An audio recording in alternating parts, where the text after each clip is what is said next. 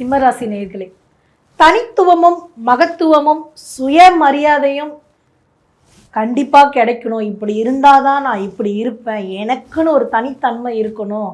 எனக்குன்னு ஒரு மரியாதை கிடைக்கணும். மரியாதை கிடைச்சாதான் நான் அந்த இடத்துக்கு போவேன்.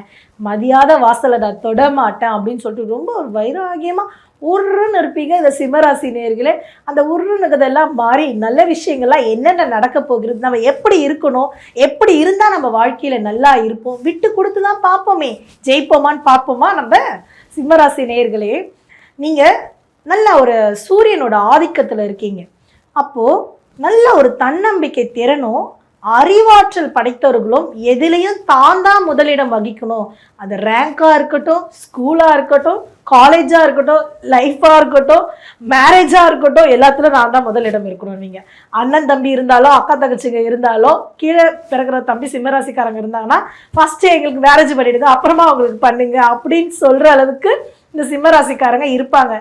எல்லாத்துலேயும் நீட்டாக இருக்கணும்னு நினைப்பாங்க.